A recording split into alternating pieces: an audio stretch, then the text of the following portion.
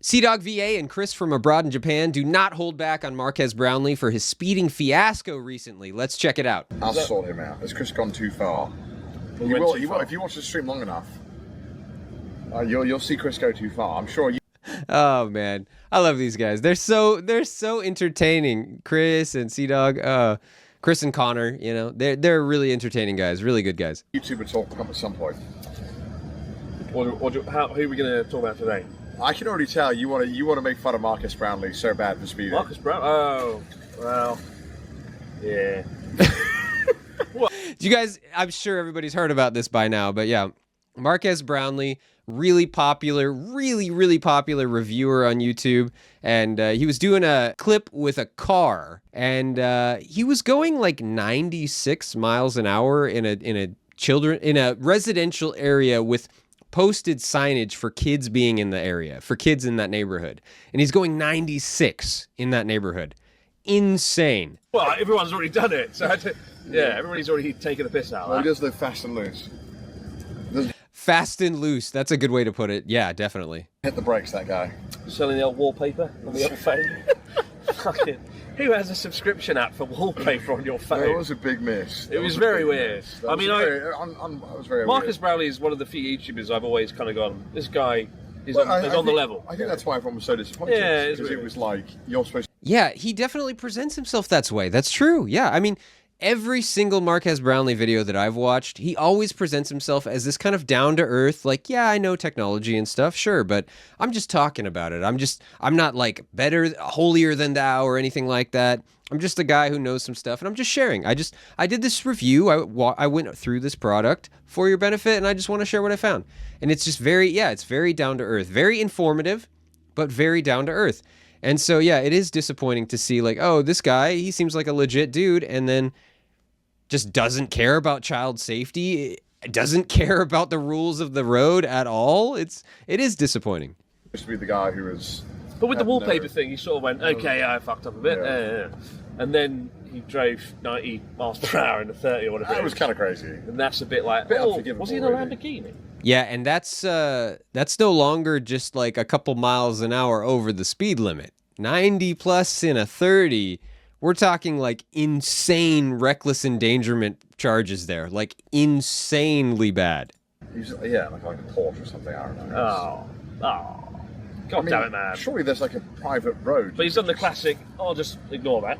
Yeah, I think that's the problem, isn't it? When you do that, you don't just be like, you don't own up to it. I mean, he is taking the correct approach, if I'm being honest. Like, it doesn't mean he's doing the right thing. Of course, it is absolutely the wrong thing that he did and that he continues to do by ignoring it. But in terms of his self-preservation, it probably is the right thing. If you just ignore things like that, if you don't acknowledge them publicly, yeah, sure, people are still going to talk about it, but they talk about it a lot less than if you addressed it and came out with some formal apology. Everybody's like, yeah, you did do that. That's wrong, blah, blah, blah. There's a lot less backlash if you just ignore it. And there is a limit to that. It's a very fine line, but when you reach a certain point of ignoring too many things that you've done for too long, then the public opinion overall definitely turns against you. But so far, he probably is doing the right thing for his own self-image and preservation by just ignoring it. Right away. I think when it became as big of a story as it was, you're going to have to own up to it, right? Yeah, I think it depends what scale your YouTube channel. For example, Mr. Beast, all the stuff that's come out, all the bad shit, he just sort of ignored it, right? But that worked. Exactly. That's exactly what I'm talking about. See, they get it. Yeah, that is the approach.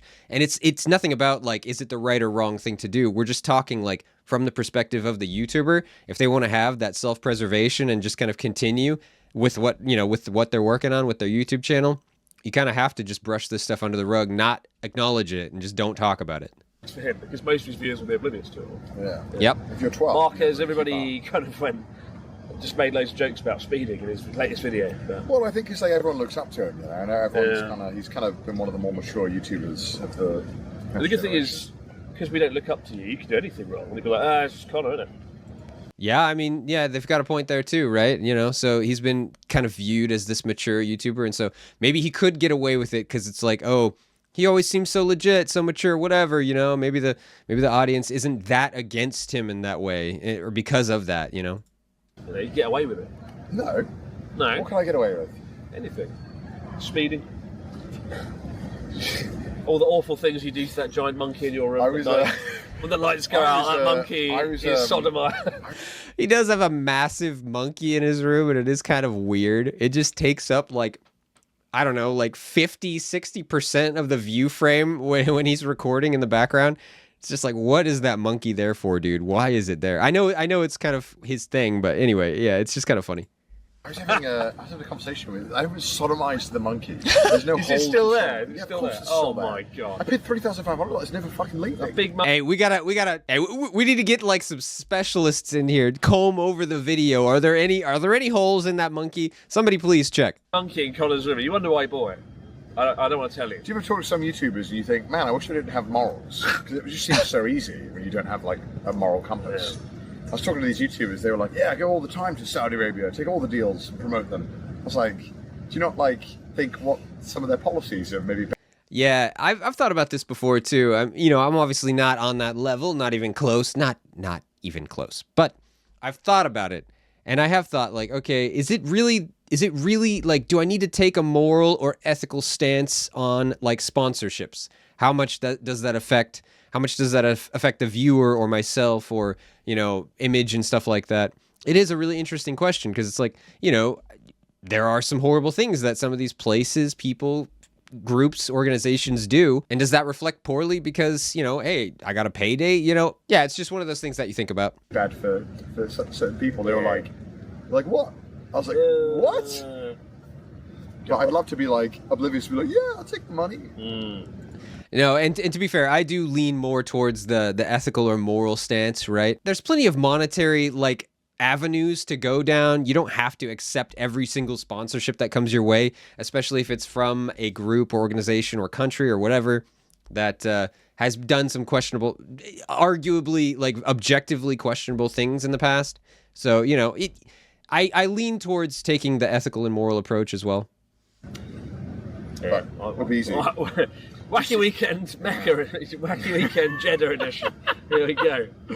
Let's go and promote. It's annoying because Saudi Arabia, the topography, my favourite words.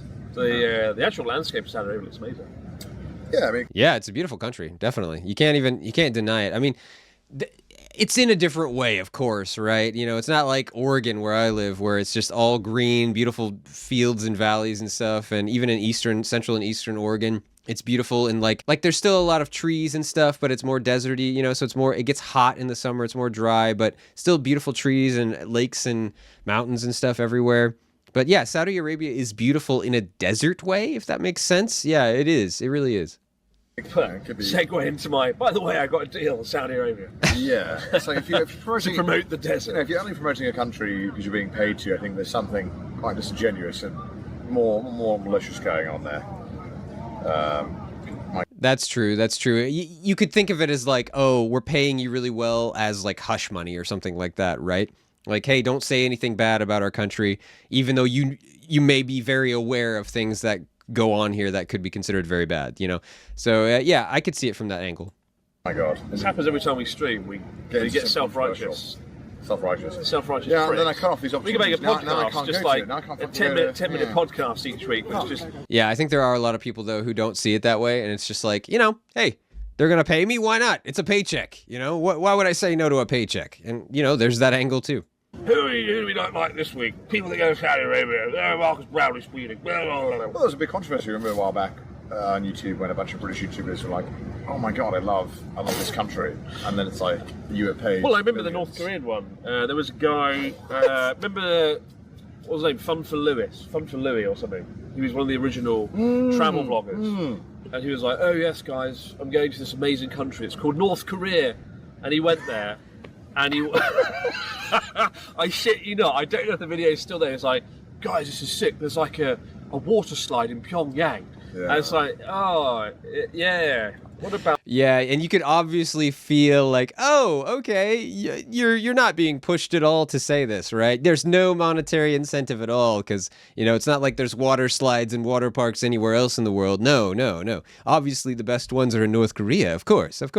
About the concentration camps. Yeah. That 200,000 citizens. It was very weird and very very weird. And he never openly admitted that he'd been paid money, but it was all a bit like, what's going on there? Yeah. We're going to Pyongyang on the special tour. So, like, what if they just have a bad view and they're trying to correct it? I Yeah. think the problem is that, like, if But you they've got a have, water slide. if you have some policies that are just like, we will kill people who like other men, you're like, well, maybe we shouldn't support that. But there's a water slide. Well, they have an indoor surfing pool. Oh, It's man. so good. I'll Yeah. film a video there. That was bad. That was very bad. Yeah. There's definitely some extremes that are not even worth getting paid for. That's true. But yeah, I mean, YouTube is idiots. Yeah, well, YouTube is not Especially very us. bad. Especially us. Yeah, we are. But look, we haven't promoted gambling yet. That's our next venture. Wacky The Weekend Wacky Casino. The Wacky Weekend The card Wacky game. Casino. We should do that. We should open our own Wacky casino. Weekend Hit up the slots, hit up the card tables. Yes, yes. British boys out on the town doing some gambling. Oh boy. Casino. You've done Lost Bar. Let's do. We're let's going to do. turn into a casino now. Let's go to Taipei. Taipei. No. What's it called? Macau. Macau, right. Let's go to Macau. Right. Let's open a casino. And that's the real. What's it going to be called? Lost your money. Lost your money. Your money. I think that. They're onto something. They're onto something here. I think they're quite clever here. This is a good angle, a good approach, boys. Yes. Lost your money. At least they're not being lied to. At least the patrons, at least the folks going into this casino would not be being lied to. That's for sure. Could be good. I think that could be good. Lost. That could be good. That could be a good name. We should go to Macau. We should open up our own Lost Bar with a casino built in. I like that. I think that's Man, those guys are a hoot, man. They are so fun. Connor and Chris, they're awesome. Yeah, so, Marques Brownlee, dude, what are you doing? What are you doing? Just no regard for people's safety in a residential area with signs posted saying that there are children around. 96 and a 30, are you kidding me? Reckless endangerment is like the half of your worries. You could have hit somebody and they would be gone. They would be gone at that speed. It's crazy. So anyway, very interesting to see what Chris and Connor think about that. That was a cool inside look at their feelings on that subject. And then some other very interesting talk about, YouTubers taking money and sponsorships to talk about questionable places or places that do questionable things. Very interesting. Well, thank you guys for watching that video, and I will see you in the next one.